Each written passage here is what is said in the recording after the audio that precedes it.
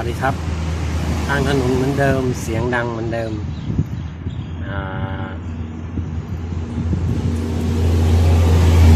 วันนี้มี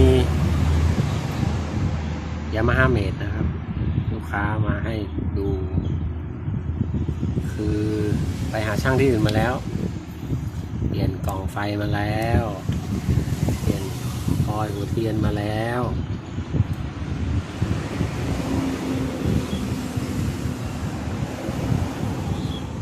ใช้ไม่ได้ขี่ไปขี่ดับติดบางจังหวะก็สตาร์ทไม่ติดเลยบางครั้งขี่ไปสัก100-200 เมตรแล้วก็ดับเพิ่งออกจากร้านนะครับเขาก็เลยไม่อยากจะทำที่ร้านเดิมคือมาหาผม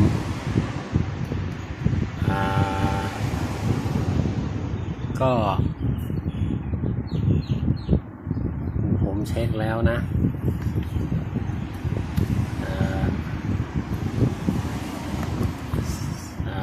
สายไฟ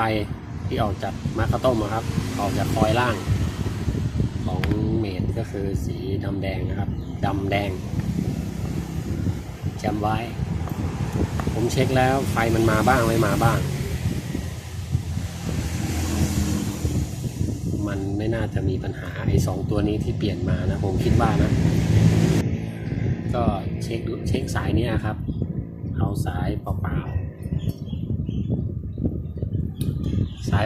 มาเสียบเลยก็คือปกติทั่วไปมันก็ต้องไล่จากคอยหัวเทียนนะครับไล่คอยหัวเทียนไฟไม่มีหัวเทียนเปลี่ยนใหม่แล้วก็ไม่มีก็เช็คนี่ออกจากกล่องเช็คตัวนี้ก็ไม่มีไฟที่ผมเช็คนะมันไม่มีไฟก็เลยมาเช็คก่อนเข้ากล่อ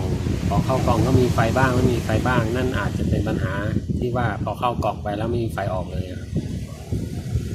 มาถึงผมมันไม่ออกเลยนะแต่เขาบอกว่าเขาขี่ได้เป็นแป๊บหนึ่งแล้วเขาก็ดับมันก็ดับแต่มาถึงผมไฟออกจากกล่องมันไม่มีเลยก็คือมาเช็คที่ออกจากคอยฝั่งนู้นมันมีไฟออกบ้างไม่ออกบ้างออกนิดปัญหาคือคอยตัวนู้นแหละเป็นแนวทางนะครับเพราะว่าบางที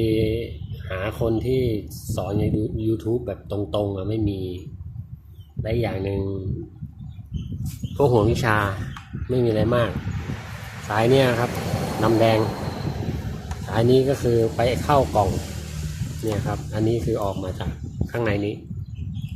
ตัวนี้คือตัวนี้แหละครับผมไม่แกะนะเพราะเมื่อกี้ผมประกอบเข้าไปแล้วขี้แกะออกมาคือตัวนี้นะครับ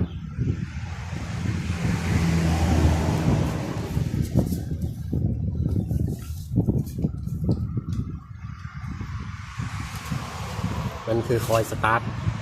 ตัวนี้ตัวข้างในนี่นะครับตัวบน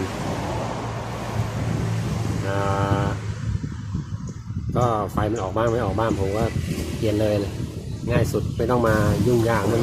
เพราะผมคิดว่ามันทำอะไรไม่ได้แล้วนอกจากเปลี่ยนเพราะตัวหนึ่งไม่ถึง100ครับมันก็คือสายนี้แหละครับออกมาก็คือเปลี่ยนตัวนี้นะครับแค่นั้นผมเปลี่ยนไปแล้วอันนี้ไม่ทำให้ดูนะครับถ้าภาพสั่นไหวหน่อยๆก็